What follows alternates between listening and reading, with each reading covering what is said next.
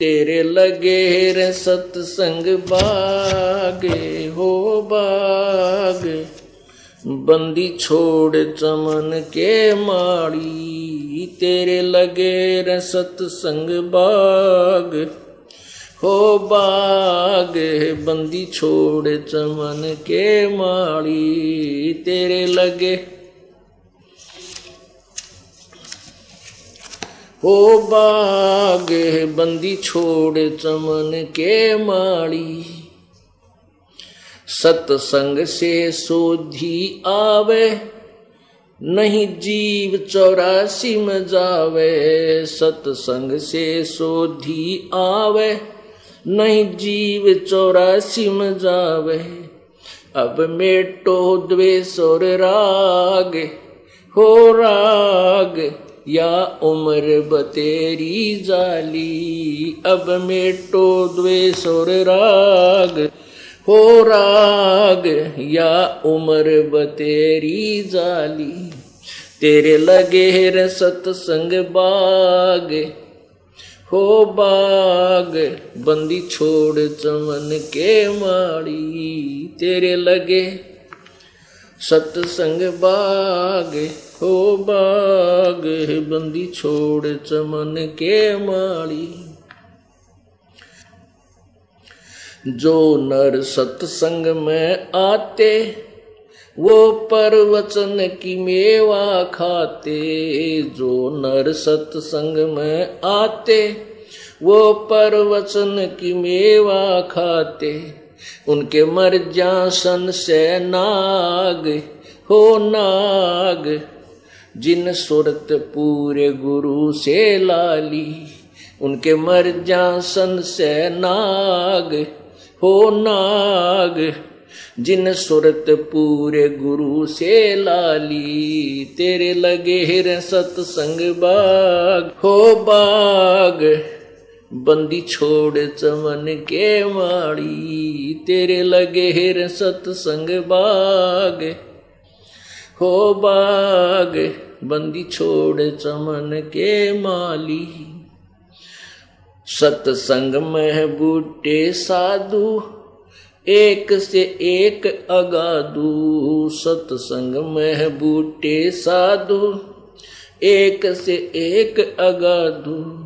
नर उनके संग में लाग हो लाग, जिनकी झुकी तले ने डाड़ी। नर उनकी शरणा लाग हो लाग, जिनकी झुकी तले ने डाड़ी। तेरे लगे रे सत्संग बाग, बंदी छोड़ चमन के माड़ी। तेरे लगे रे सत्संग बाग हो बाग, बंदी छोड़ चमन के माड़ी।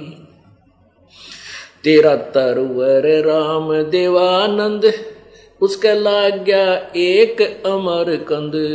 तेरा तरवर राम देवानंद, उसका लाग गया एक अमर कंद।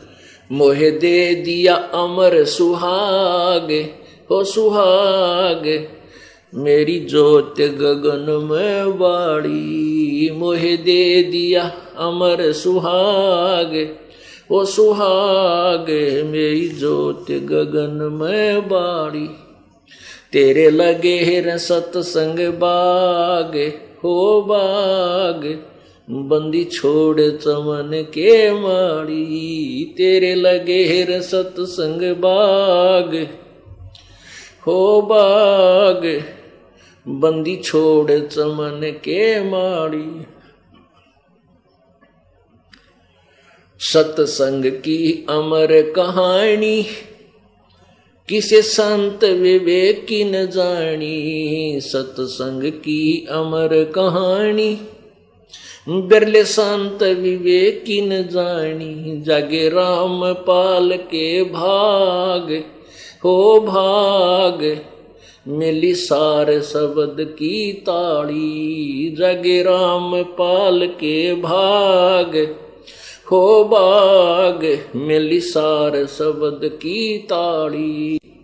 तेरे लगे रे सत्संग बाग हो बाग बंदी छोड़ चमन के माड़ी, तेरे लगे र सत्संग बाग।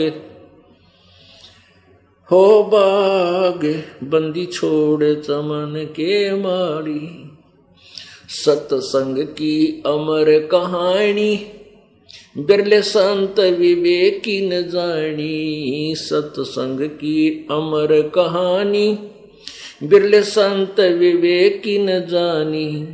जगे राम पाल के भाग, हो बाग मिली सार शब्द की ताड़ी। जगे राम पाल के भाग, हो बाग मिली सार शब्द की ताड़ी। तेरे लगे र सत्संग बाग, हो बाग बंदी छोड़ चमन के माड़ी।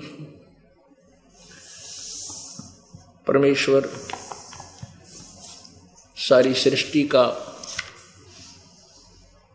माली है और पूरा विश्व उसका चमन है, उसका बाग है। अब उस परमेश्वर ने एक विशेष बगीचा लगवाया है इस दास अपने नौकर के माध्यम से के द्वारा, जो विशेष फलदार वृक्षों का।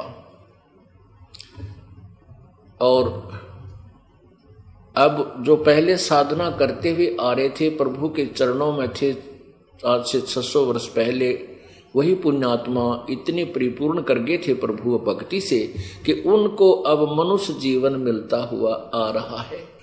अब कितने दयालु हैं परमात्मा कि उस समय आपको 120 वर्ष वहां रहकर हम सभी को भक्ति के से परिपूर्ण कर गए, हमारा धारण पोषण कर गए। और पेट भरने का रोटी टुक्का तो परमात्मा दे ही देता, जिसको साथ में जिसको जन्म देता उसके लिए आहार भी देता है।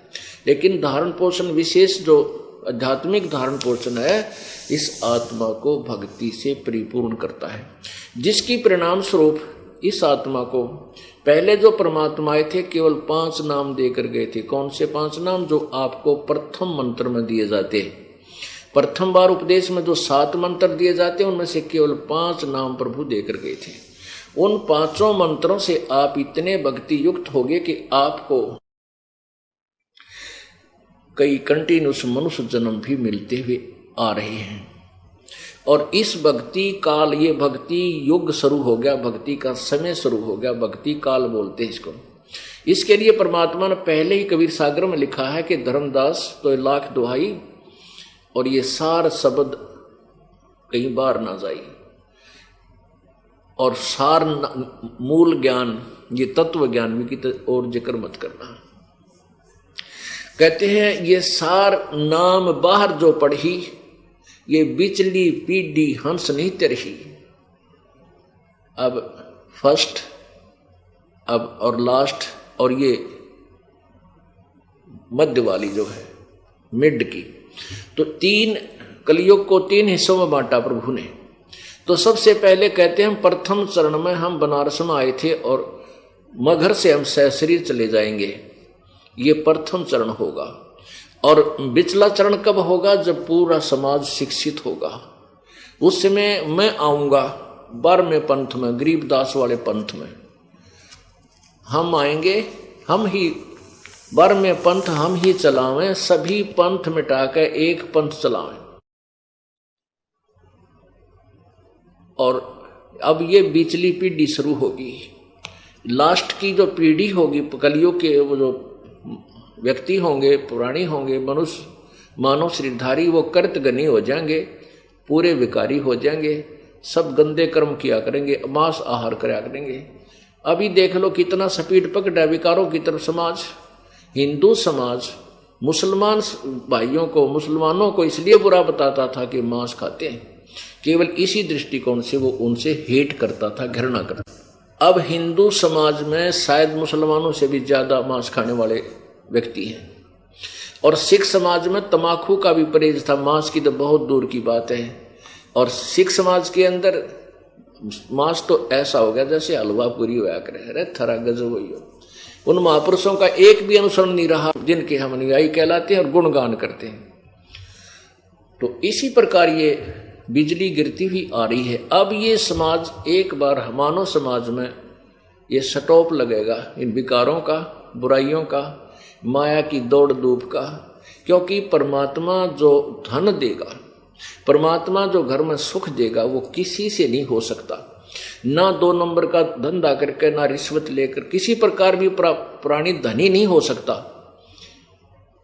और मान लीजिए किसी से 2 नंबर करके इधर उधर से पैसे इकट्ठे कर भी लेगा तो पर एक ही चोट लग जाएगी, कोई बच्चा बीमार हो जाएगा, 1-2 लाख रुपया लगवा कर मर भी जाओ, मृत्यु को भी प्राप्त हो जाएगा, यानी डबल मार लगेगी। और वो पाप जो न्यों के न्यों रह जाएंगे, धन तो रहा नहीं, लेकिन वो पाप ज्यों के त्यों रह जाते हैं, जिस कारण से उसने वो धन जोड़ा था, वो पाप फिर उसने गधे कुत्ते सुअर की जूनी में जाकर भोगने पड़ते हैं। तो अब ऐसा निर्मल ज्ञान पूरे विश्व में फैलेगा। ठीक है, कोई 2-4-10% कर्महीन इंसान होंगे, वो तो अलग बात है। जहाँ 90% इंसान ठीक हो जाएंगे, उन 10% की पार पड़े को नहीं, उनकी नहीं बसावेगी, उन्हें सीधा होना पड़ेगा। वो भी सीधे हो जाएंगे, विकार रहित हो जाएंगे, शर्माया करेंगे, लुकते फिरा करेंगे। अब विचार करना, हमारे जो भक्त हैं, हमारे भक्तों के भगत तो थोड़े बहुत शर्मा जाते हैं रिश्तेदार ने नु के हमारे घर में बीड़ी ना पिए। हालांकि वो ना ऐसा शर्माना, लोक लाज करना नाम खंड करता है, लेकिन बालक तुरंत कह देते हैं कि हमारे घर में बीड़ी नहीं पियोगे आप। तो फिर वो जो बीड़ी शराब पीने वाले हमारे भक्तों के घर में आ भी जाते हैं, तो कहीं छुप के गली में बाहर बैठ के जो कर कहूं कि देखो बालक तो ना देख ले इनका, आके फिर टोक दे तू बीड़ी पियो है। तो ऐसे डरा करेंगे फिर ये पाप करते हुए, और धीरे धीरे फिर ये बुराई छूट जाएगी, एक दूसरे को देख कर छोड़ेंगे। अब हमने ऐसे बुराई प्रारंभ की है, एक बीड़ी पीने लग गया, दूसरा दिखाइए, एक बार तो उसको बहुत बुरी तरह खांसी उठे, आँखों में का पानी आवे, फिर जो मास्टर है ना पीने वाला, तो कहा कोई बात ना, मेरे भी नहीं हुआ था, एक बार पी ले, उसने प्या के छोड़े और ट्रेंड कर देता है। ऐसे ही जब हम बुराई से दूर हो जाएंगे, हमारे संग में, हमारे बच्चों के संग में जो व्यक्ति आओगा, उसको भी नहीं कहेंगे भाई यहाँ बीड़ी मत पिए, मेरे धुआं चढ़ता है, मुझे नुकसान होता है, हमारे घर में हानि हो जाती है, तो फिर वो अब शर्मा कर छोड़ देंगे बुराइयों। एक भगत कह रहा था जी, हमारे सारे घर में जो ना मांस खाते थे, हम भी खाते थे। अब ज्ञान हुआ तो मैंने, मेरी माँ ने, बान भाई, उन सब ने नाम ले लिया, मेरा पिताजी ना मान दे, तो हमने बनाना ही बंद कर दिया। तो वो ढीठ है, बाहर तिल्ला होगा होटल पर बनाया, और वहाँ जो खान लगेगा ना, जब वो छोटा सा लड़का है मेरा, वो जाके दादा आज तू ये मुर्गे का मांस खाता है, एक दिन मुर्गा तो तू मुर्गा बनेगा, ये मनुष्य बनेगा, तुझे खाएगा। तो 1-2 बार तो उसने धमकाया, फिर वो जब भी वो खाता दिखा, जब वह पहुंचा तो बुढ़ा फिर छुप के बाथरूम में बैठ के खाने लग गया, कुआड़ मूंद के, अरे छोड़ता नहीं, वो बकवाद नहीं की नहीं रख। तो अंत में उसने त्यागना भी पड़ेगा। इतना एक छोटा सा बालक उसको धिक्कार रहा, तो उसको अब शर्मा मर जाएगा और वो बुराई से दूर होना पड़ेगा। एक भक्त कह रहा था जी, मेरा 7-8 वर्ष का लड़का है, तो मेरा पिताजी ओका पिया था। पहले तो वो दादा का ओका घना भरा करता, दादा सराह देता, वाह मेरा बेटा यो सेवा करेगा मेरी, तब पोता है। फिर उसको उसने नाम ले लिया, फिर पता लग गया भी ओका भरने से नाम टूट जाता है। फिर वो दादा की उसकी बिगड़ गई। ये दादा तो इतने लाड करे था, पोता जो है ओका भरे था, अरे तो ओका भर दे। अगला ना दादा, ओका भरनी है के ऊपर भी पाप बताया है हमारे गुरुजी ने, तो छोड़ दे नहीं इसने बीमारी ने। बोला अच्छा, तो मेरा दादा पाक गया है, तू मुझे शिक्षा देने वाला हो गया। देखो ये विचार है हमारे बिना ज्ञान के, जबकि दादाजी ने खुद ये शिक्षा देनी चाहिए, बेटा बुराई से दूर रहा करो और ना पियो इस बुराई से, तो आप भी छोड़े और उन बच्चा ने भी दूर रखे। तो ऐसे ही समाज सुधरेगा, उल्टी साइड तो सुधरेगा। अब बुढ़ा नहीं, बालक सीधे करेंगे। अब जो प्रसंग चल रहा है,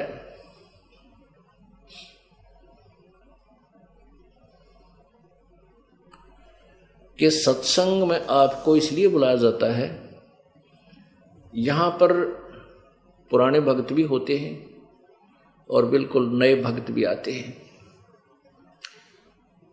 इसमें क्या है कि सत्संग में बूटे साधु, ये साधु माने संत भक्त, साधना करने वाले योगी सब साधु होते हैं। साधक है जिन्हें बुराई छोड़ दी, सीधा सीधा सीधा चाल सो साध कहावे, सब बुराई त्याग के भक्ति मार्ग में बिल्कुल सीधा होकर चले सो साधु है, योगी है, भक्त है।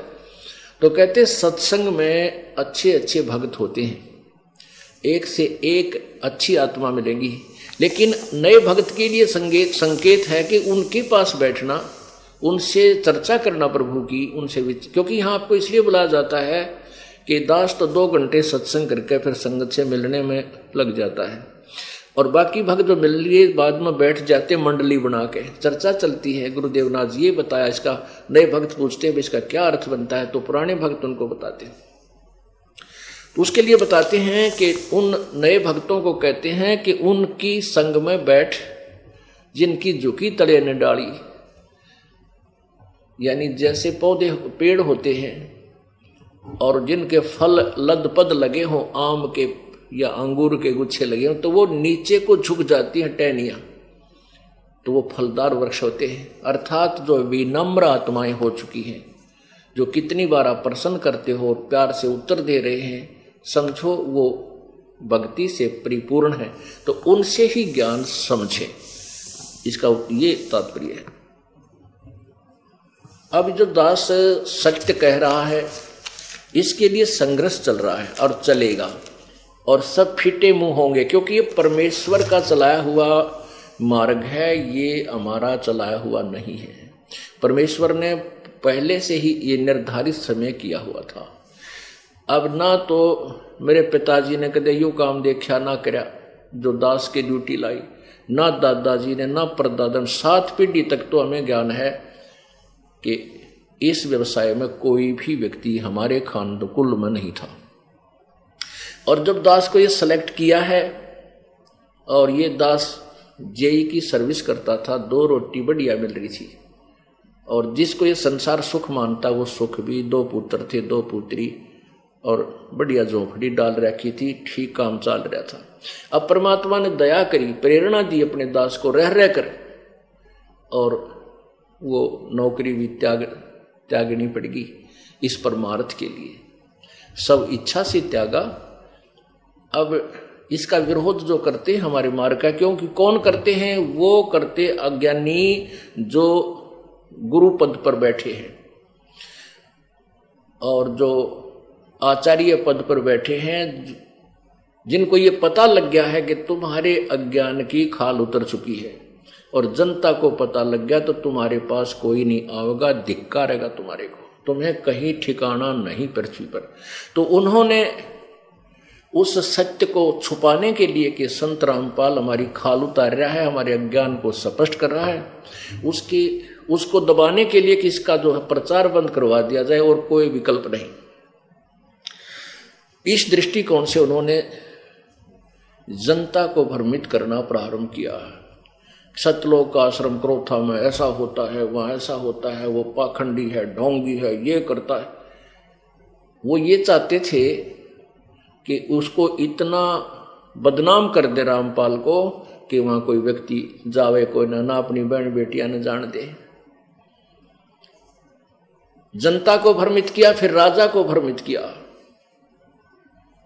और दोनों जनता और राजा ने मिलकर वो अत्याचार किया। शायद हमने कभी सुना भी नहीं होगा जो हमारे साथ किया, लेकिन कोई बात नहीं, जिसके साथ परमात्मा है उसका कोई कुछ नहीं बिगाड़ सके और ना बिगाड़ सकेगा, नहीं तो फिर भगवान है ही नहीं पृथ्वी पर। उसका परिणाम यह हुआ कि उससे अधिक उमंग के साथ भक्तात्मा जो हमारी सत्य से परिचित थे उमड़ उमड़ कर आ रहे हैं, और ये तत्वज्ञान फुल स्पीड से फैल रहा है, पूरे विश्व में जाएगा, इसको कोई रोक नहीं सकेगा पृथ्वी पर। यह प्रभु का चलाया हुआ, ये दास का या किसी व्यक्ति विशेष का नहीं है। और परमात्मा के मार्ग में जो बाधा करेगा उसके बीच में खड़ा होगा, आंट लगाने की चेष्टा करेगा, वो तो उस अंधे गधे जैसा होगा। एक अंधा गधा था और वो रेलगाड़ी की पटरी के बीच में खड़ा था। रेलगाड़ी आ रही थी। अब उसने देखा गड़गड़ गड़गड़ करती हुई कोई वस्तु आ रही है। अब गधे ने सोचा कि तुझे छेड़छाड़ करेगा, इसका पहले लात मार दूं।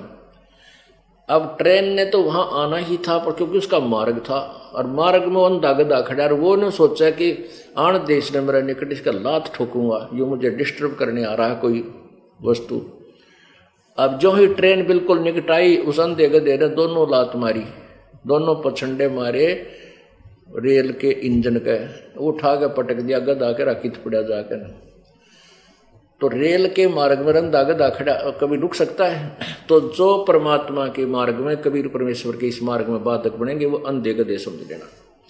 और उनकी वो दुर्गति होगी, आपके सामने दिखा दूंगा, चाहे राजा था चाहे प्रजा, जो भगवान के बारे में और इन भोली भाली आत्मा भक्तों के साथ है अत्याचार किया, 2 साल तक लगभग भगवान का प्रचार बंद करवा दिया। इनके वो दुर्गति होगी, ये समाज देखेगा और याद करेगा। दास बद्दुआ नहीं दे रहा, लेकिन उनके किए हुए कर्मों का प्रतिफल बता रहा हूं, ये होगा। ऐसे बहुत से प्रमाण आ रहे हैं उन गांवों के जो विशेष बकवाद करा करते। एक घर के 2 बच्चे गए थे वहां पर, पेट्रोल ले रहे, उसमें बोतल में पेट्रोल बम बना के फेंके थे, दोनों को अदरक मारा पड़ा है, दोनों को ही, 2 भाई थे। तो ऐसे ऐसे बहुत से प्रमाण हैं जो अब बता रहे हैं भक्त आत्मा जी, सचमुच ये तो जुल्म जिन्होंने किया था उनके आगे आ रही है, ये तो आवेगी। परमात्मा का जो मार्ग है इसको कोई बाधा नहीं कर सकता, और इसमें जो करेगा तो उसको इसका दुष्परिणाम परमात्मा ही देगा, उसका फल उसको भोगना पड़ेगा। अब प्रसंग चल रहा है कि वो परमेश्वर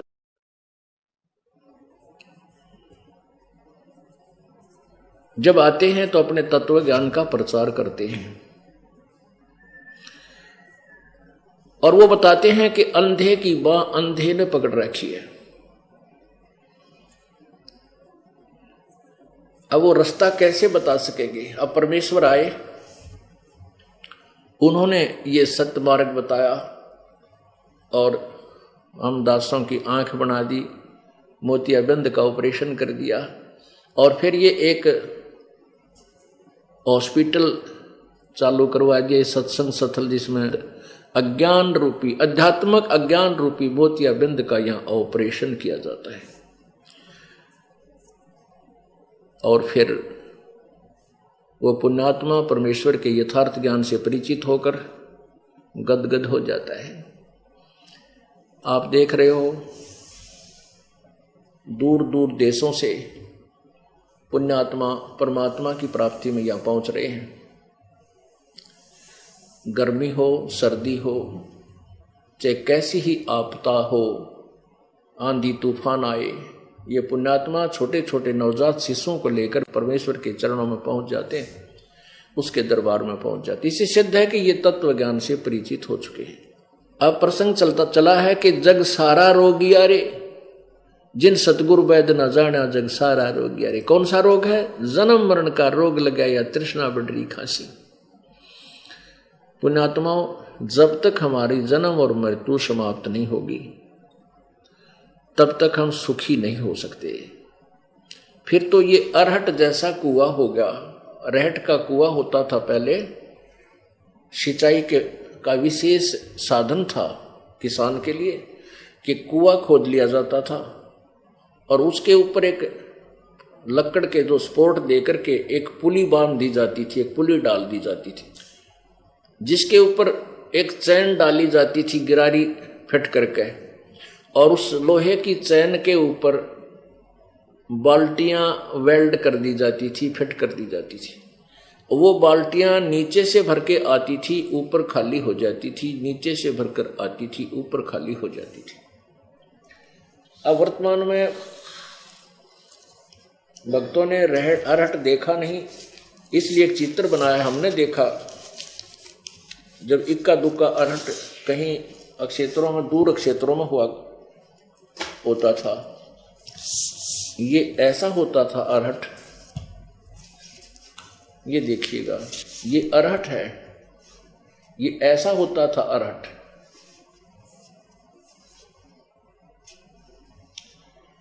ये कुआं है, ये कुआं है, ये कुआं है ऊपर, ये यहां तक ये जल है नीचे, और ये एक पुली बना रखी होती थी लक्कड़ की, और इसके ऊपर ये चैन लगा करके, इसके चैन के ऊपर ये बाल्टियां फिट कर रखी हैं। ये एक बैल से या ऊंट से चलाया जाता था। पहले ये यंत्र नहीं बने थे, मोटर मशीन नहीं थी। जब ये चलता था तो नीचे से बाल्टी पानी से भरकर आती थी यहां, और फिर यहां आकर ये खाली हो जाती थी। नीचे इसका एक प्लेटफार्म सा बना करके आगे पानी खेत में जाने के लिए निकाला जाता था। तो नीचे से भरकर आते हैं, ऊपर खाली हो जाते हैं, फिर नीचे से भरकर आते हैं, ऊपर खाली हो जाते हैं। ये चक्कर सुबह से लेकर शाम रात तक चलता ही रहता था। नीचे भरा, ऊपर खाली हुई बाल्टी, फिर पटपट करती आई, फिर भर कर गई, फिर खाली हुई। तो यहाँ जन्म मृत्यु का यो रोग हमारे ऐसा लगा हुआ है। ये अरहट का कुआ लोई, यागल बंध्या है सब कोई, कीड़ी कुंजर और अवतारा, हर हट डोर बंधे कई बारा। ये चतुर्भुजी भगवान कहावे, हर हर डोर बंधे सभी आवे, अरहट डोर।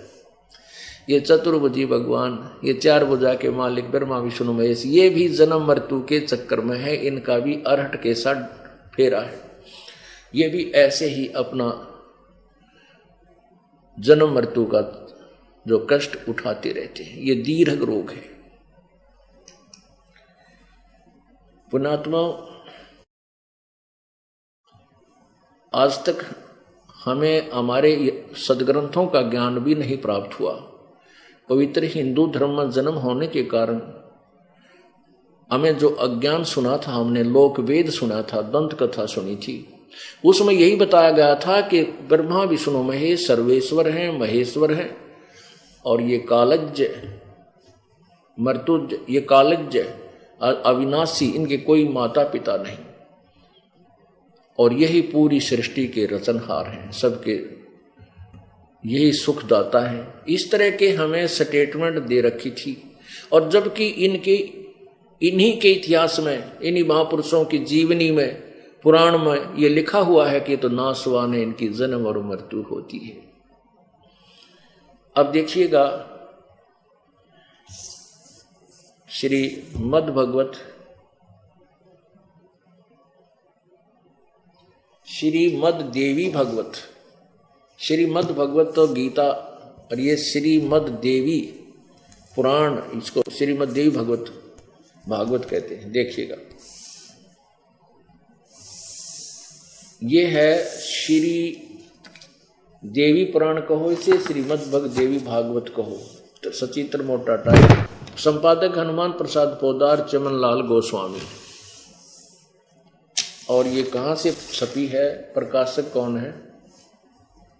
प्रकाशक में मुद्रक गीता प्रेस गोरखपुर, गोविंद भवन कार्यालय, कोलकाता का संस्थान। इसके तीसरे सकंद में प्रश्न नंबर 123 पे, 123 पे, ये पहले भी दिखाया, बार बार दिखाना पड़ेगा, क्योंकि ये एक ऐसा जटिल ज्ञान हो गया, क्योंकि हमने अज्ञान को ठोक ठोक कर रखा है।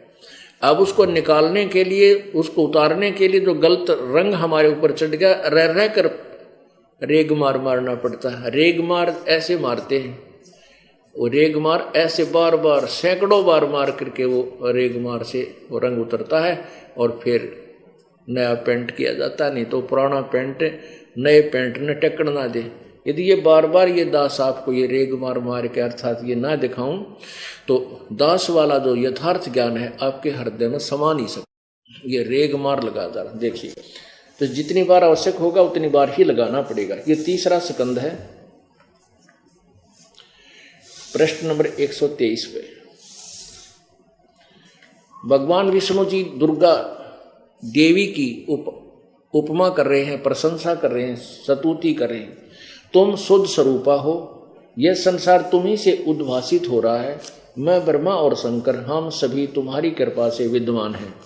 हमारा आविर्भाव और तिरोभाव हुआ करता है। आविर्भाव माने जन्म, और तिरोभाव माने मृत्यु।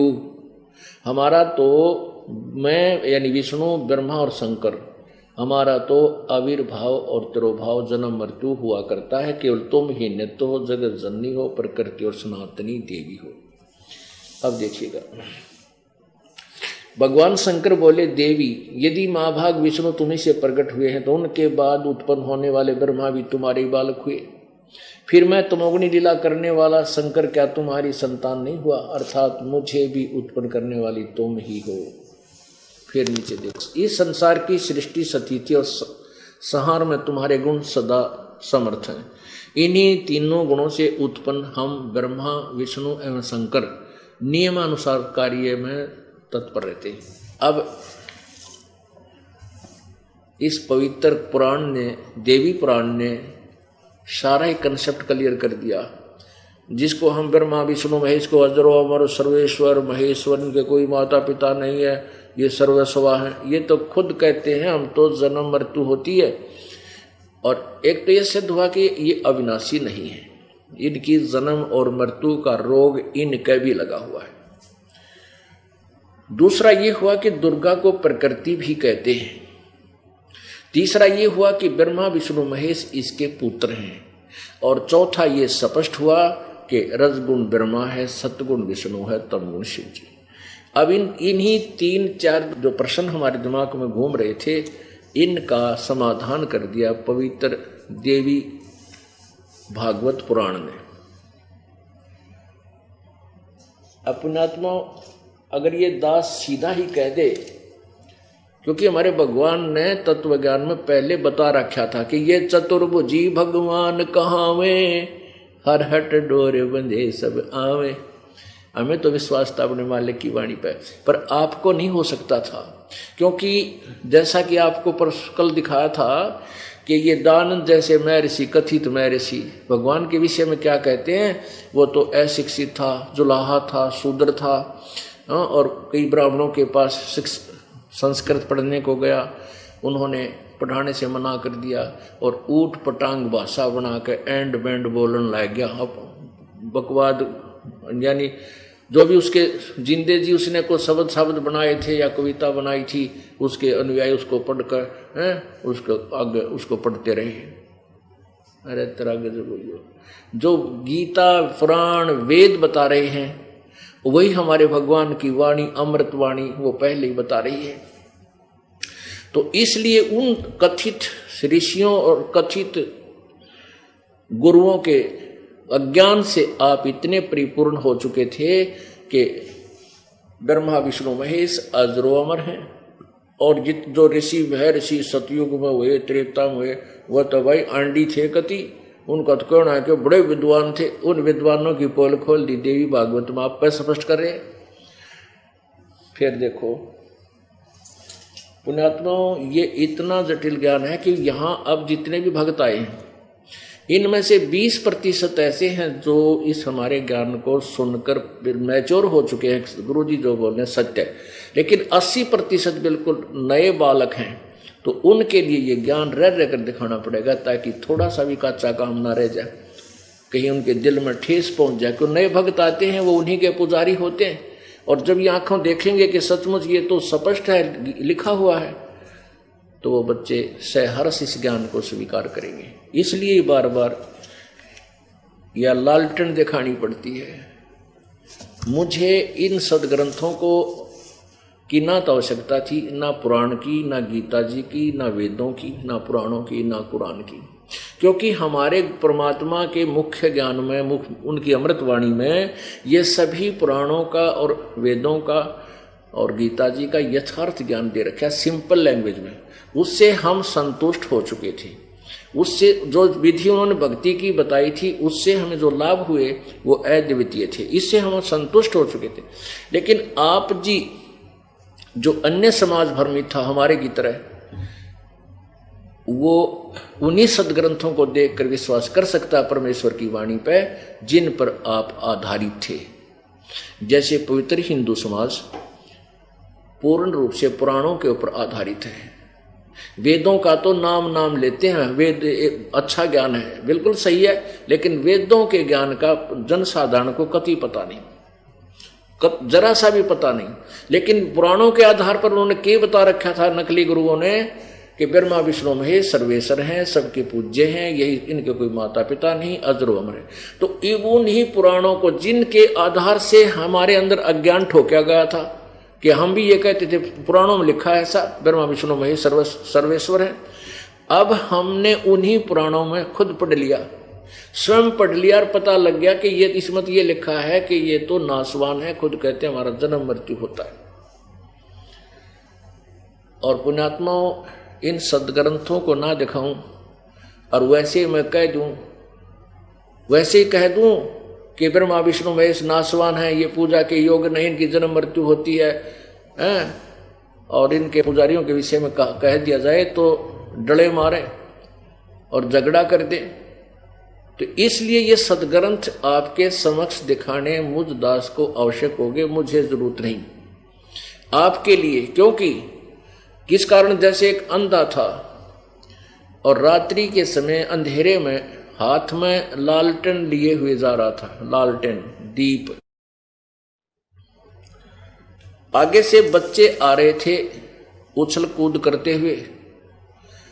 उस अंधे ने कहा, बेटा देखना मुझे दिखाई नहीं देता है, देखना मुझे दिखाई नहीं देता, ध्यान से चलना। जब वो बच्चे निकट आए और कहने लगे, बाबा आपको दिखाई नहीं देता? अग्नि बेटा मैं अंधा हूं।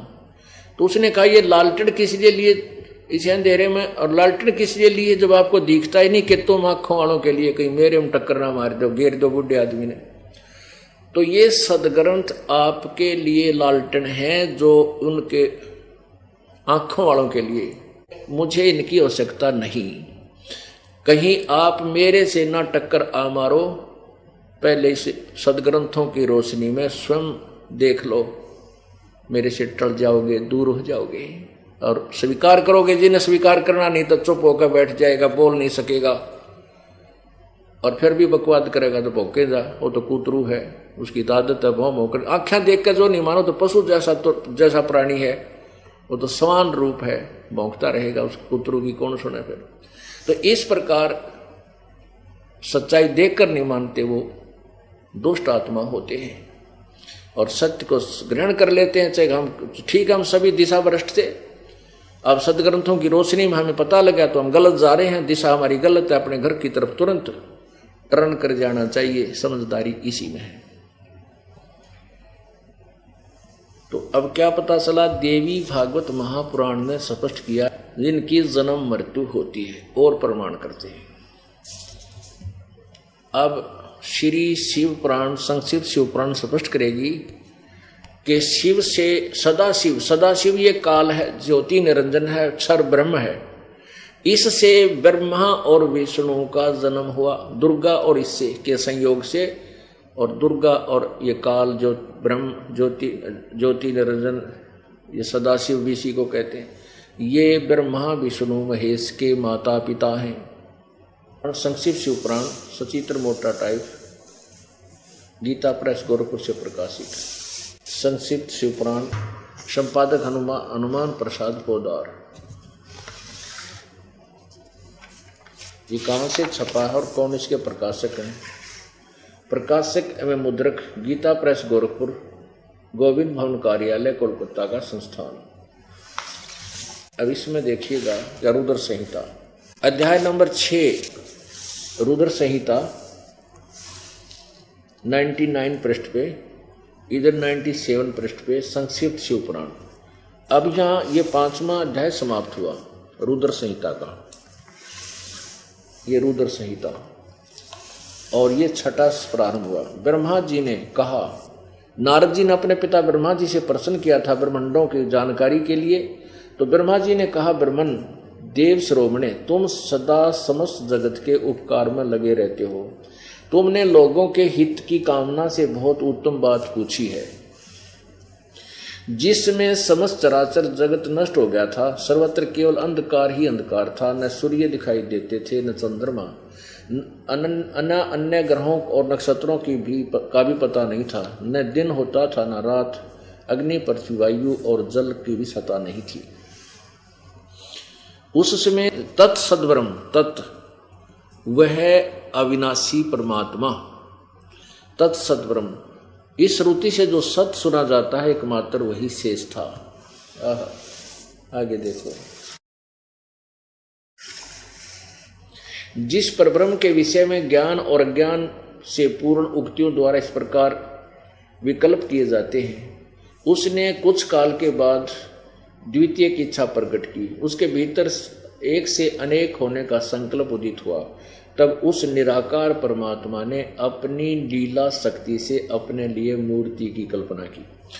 अब ये परमात्मा को निराकार कहते हैं और इस ज्योति निरंजन ने कसम खा रखी है, इसने अपनी जो है ना प्रतिज्ञा की हुई है कि मैं अपने यथार्थ रूप में किसी को दर्शन नहीं दूंगा, क्योंकि इसका काल रूप है। जो गीता जी अध्याय नंबर 11 के श्लोक 32 में कहा कि अर्जुन ये मेरा यथार्थ काल रूप है और मैं काल हूं, सबको खाने के लिए आया हूं, अब प्रवृत्त हुआ हूं।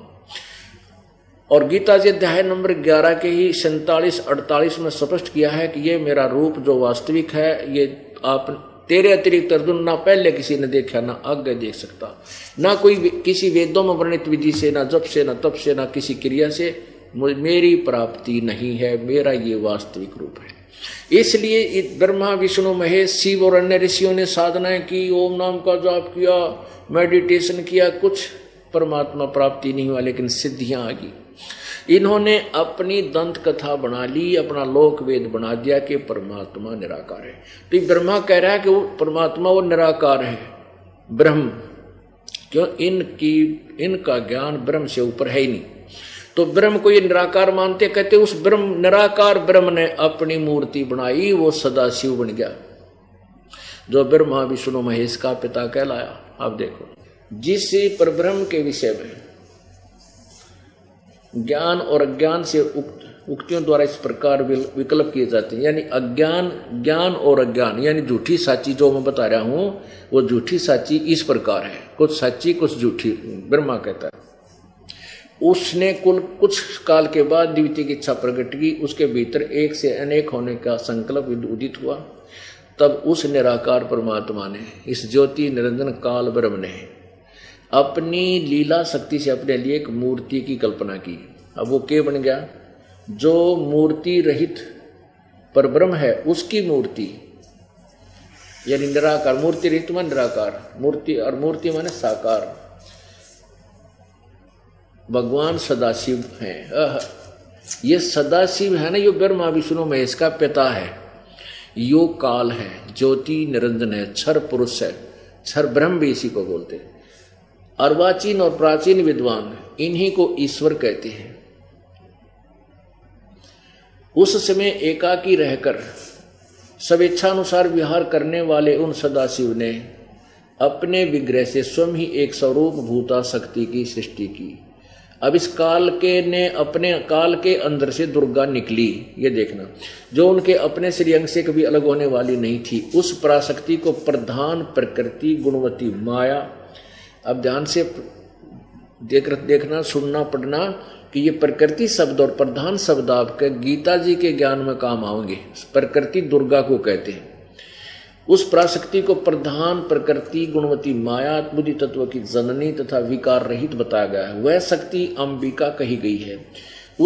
उसी को प्रकृति सर्वेश्वरी, त्रिदेव जननी, तीनों देवताओं की माता, ब्रह्मा विष्णु महेश की मां, नित्या और मूल कारण भी कहते हैं। सदाशिव द्वारा प्रकट की गई, यानी उस काल के अंदर से निकाली गई। परमात्मा के ज्ञान में, सृष्टि रचना में आपने सुना, उसमें ये सच्चाई है।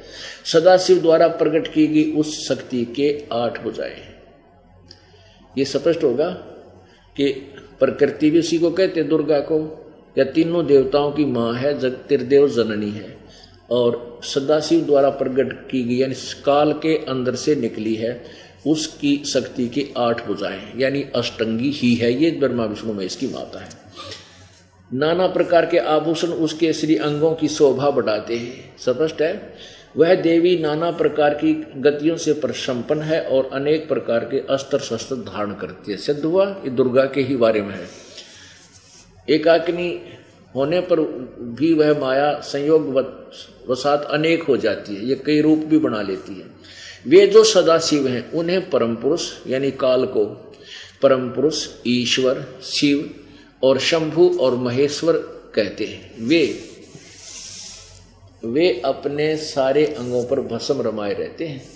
उन काल रूपी ब्रह्म ने आ गया ना, ये काल रूपी ब्रह्म ने एक ही समय में शक्ति के नाथनी शक्ति के साथ शिवलोक नामक अक्षेत्र का निर्माण किया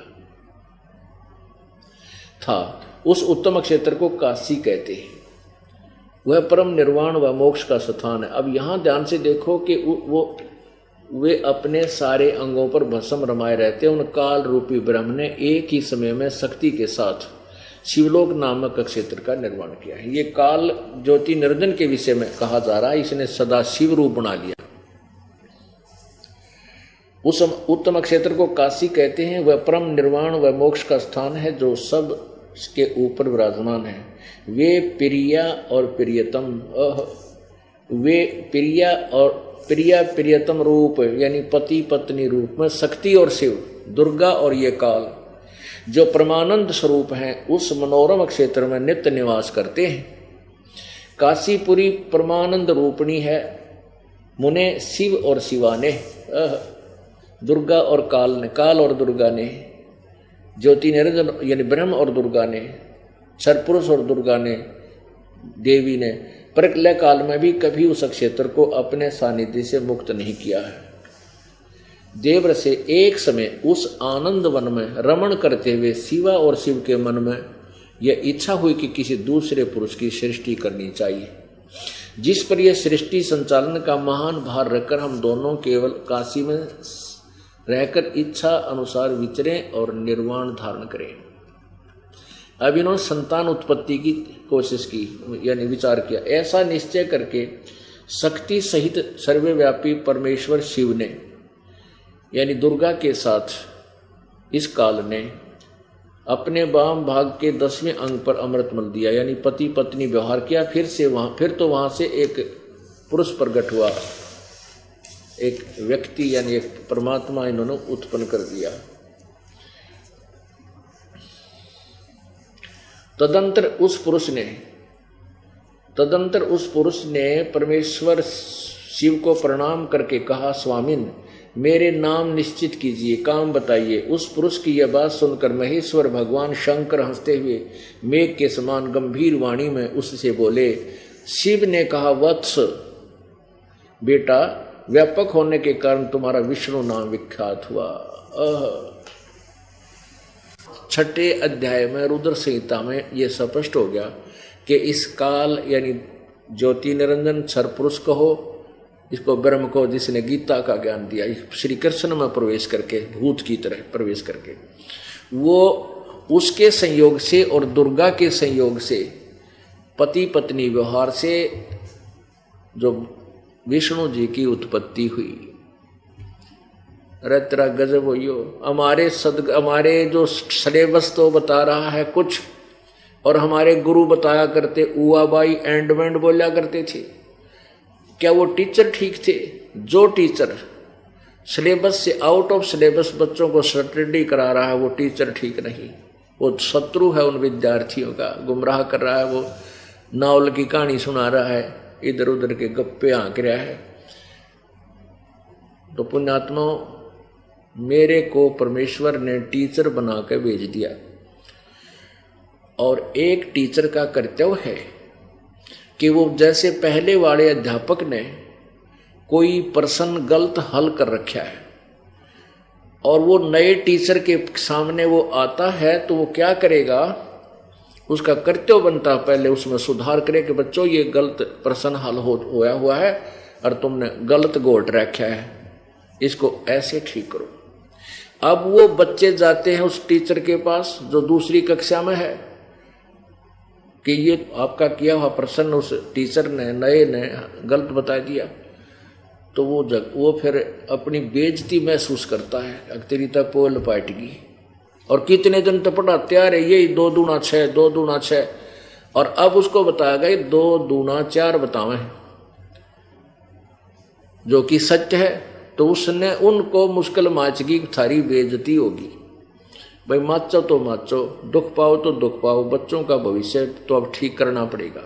तो अभी तक हमारे को जो गलत ज्ञान दे रखा था उसको ठीक करना मेरा परम कर्तव्य है, इसलिए परमात्मा ने यह ड्यूटी दी है। जो ये ना करूंगा तो धिक्कार है मेरे जीवन को, आग लगे इसी जीवन को, काल मरता आज मरूं। तो कहने का भाव यह है कि आखिरी सांस तक ये ढोल पीटूंगा जब तक सांस दे रखे मालिक ने। ये तो जुल्म कर रखा है, अज्ञानी बना दिया दुनिया में, हाहाकार माच रही है, ना भाई बहन का प्यार रहा, माया माया दिखाई दे रही, आग लगी संसार में।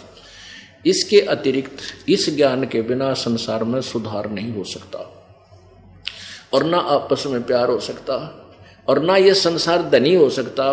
पागल कुत्ते की तरह भटक रहे हैं, माया माया दिखाई देती है, ना कोई स्टेटस ना रहा। तो ये एक बार इस माया से हमारे को, हमारा मन वापस हटेगा, और जो माया चाहिएगी हमें, जो आवश्यक होगी, भगवान आपके जबरदस्ती देगा, इतनी दे देगा कि आप सोच भी नहीं सकते कहां से आगे।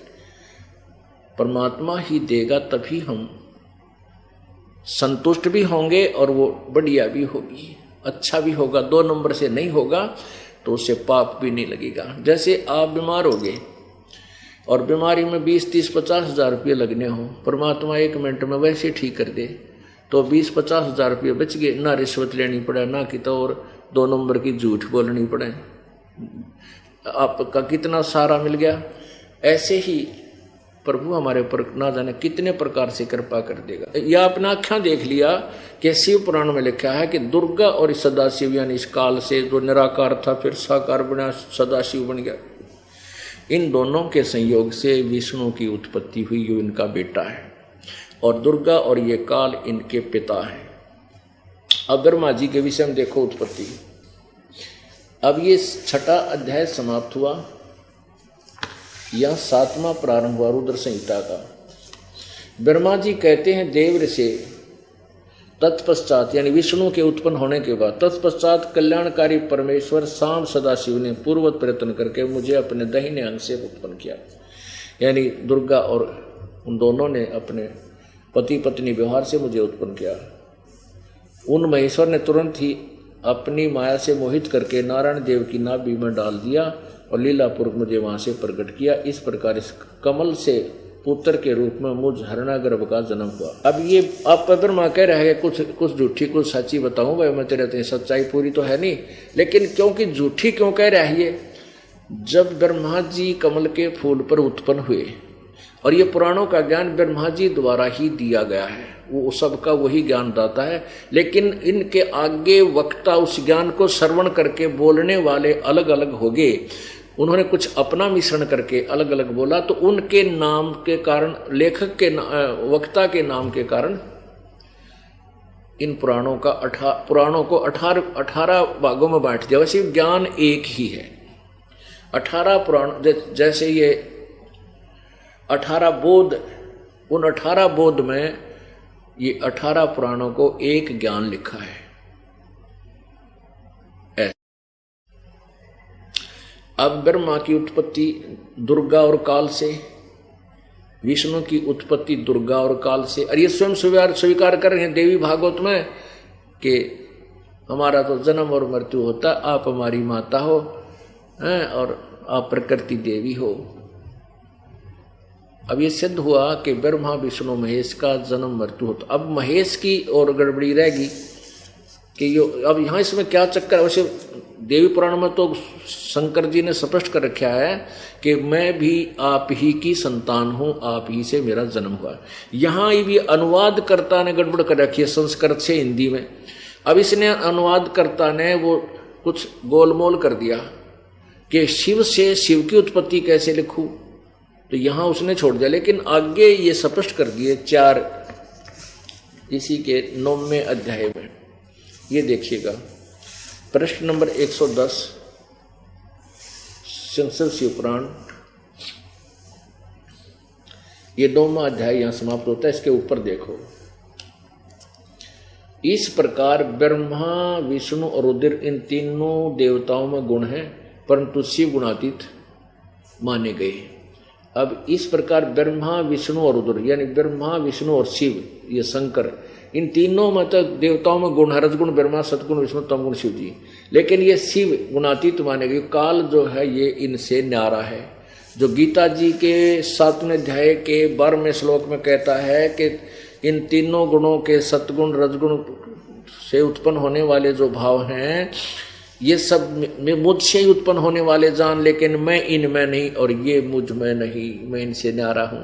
यहां भी यही लिखा है कि वो इनसे अलग रहते। तो हो गए 4। ये इनका तीनों का पिता है और दुर्गा इनकी माता है।